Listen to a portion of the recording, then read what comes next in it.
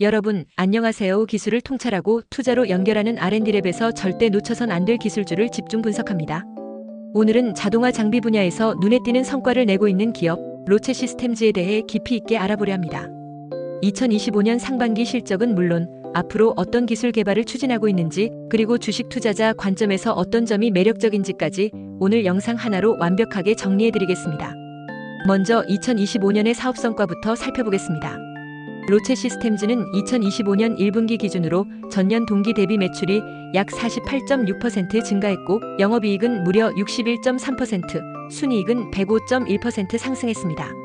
이는 반도체 및 디스플레이 산업의 전방 수요가 살아나면서 로체 시스템즈의 이송 장비에 대한 수주가 급증한 결과로 볼 수 있습니다. 특히 반도체 공정에서 사용되는 웨이퍼 이송 로봇과 EFEM 모듈 장비가 주요 고객사인 삼성전자와 SK하이닉스 등으로부터 안정적인 주문을 확보하면서 수익성을 크게 끌어올릴 수 있었습니다.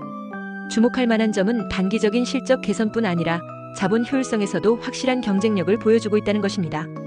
로체 시스템즈의 ROC, 즉 사용 자본 수익률은 무려 22% 수준으로 이는 업계 평균을 크게 상회하는 수치입니다.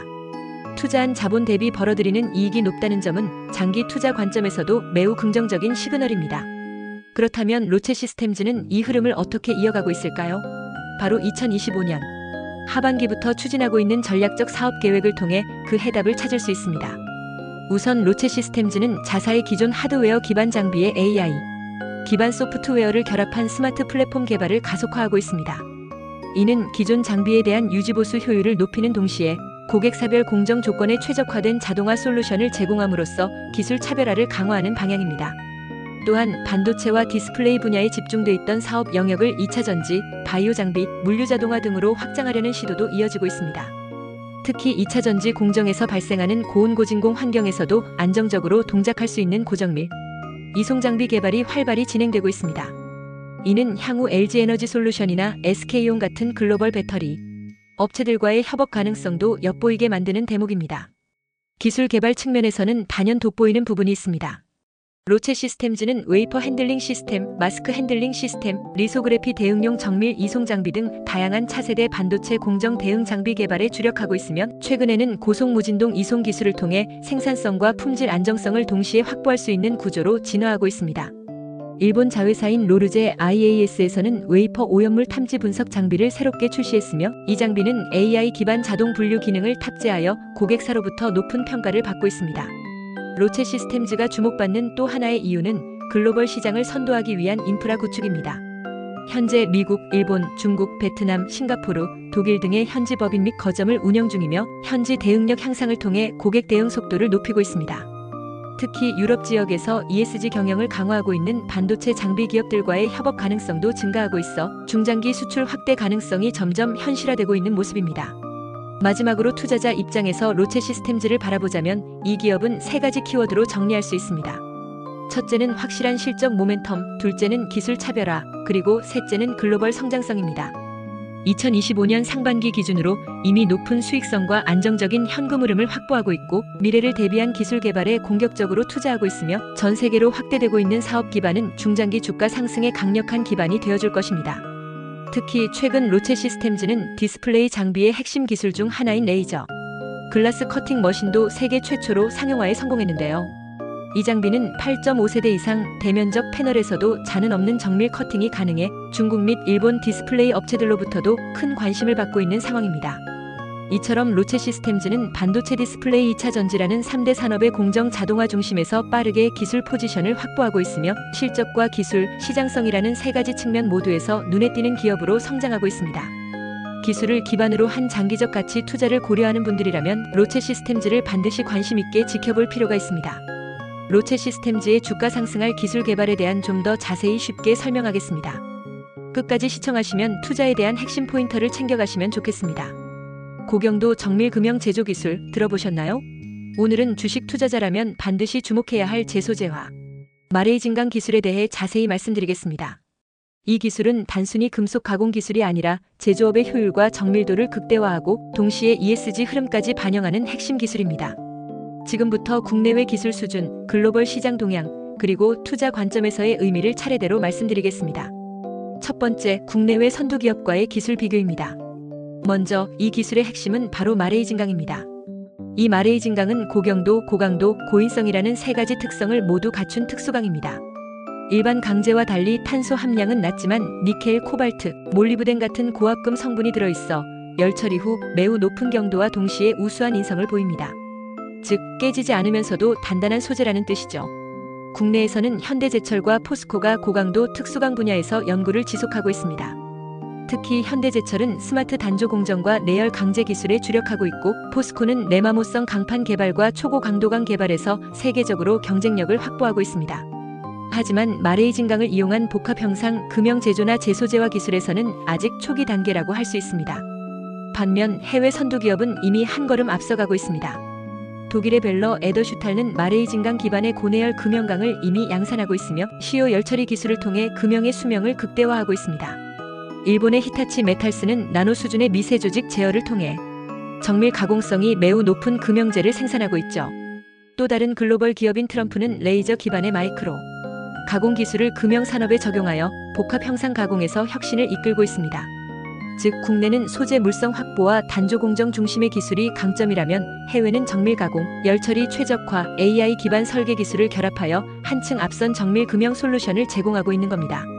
두 번째, 해외 선두 기업들의 주식 동향입니다. 투자자 입장에서 가장 궁금한 부분일 수 있는데요. 마레이진강 기반 금형 기술을 상용화한 기업들의 주가 흐름을 보면 이 산업의 잠재력을 확인할 수 있습니다. 먼저 벨러 에더슈탈은 모회사인 포에스탈파인을 통해 ESG 기반의 금형 제조 공정을 강화하고 있습니다.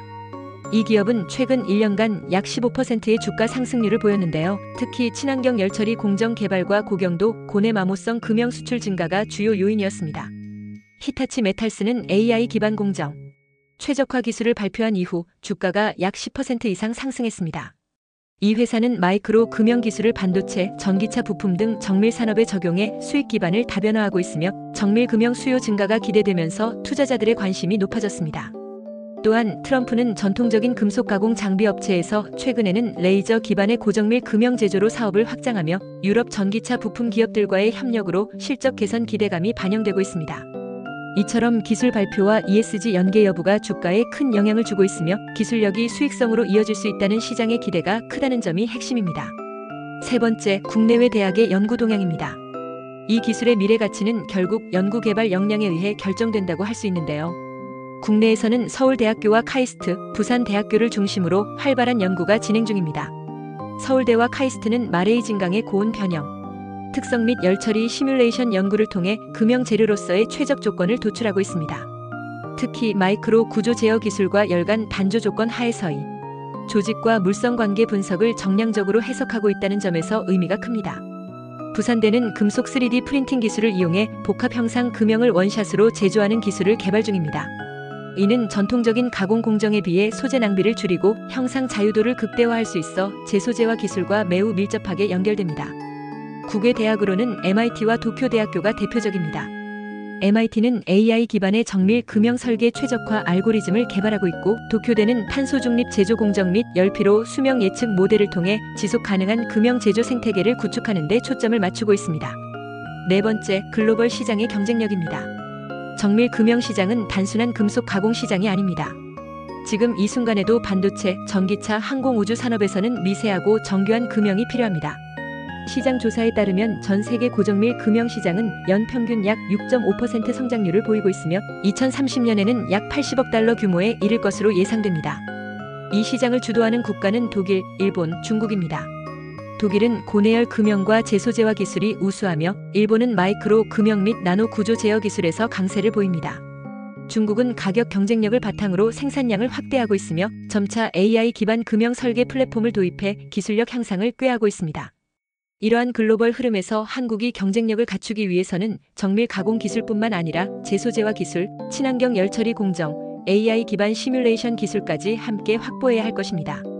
다섯 번째, 주가 전망입니다.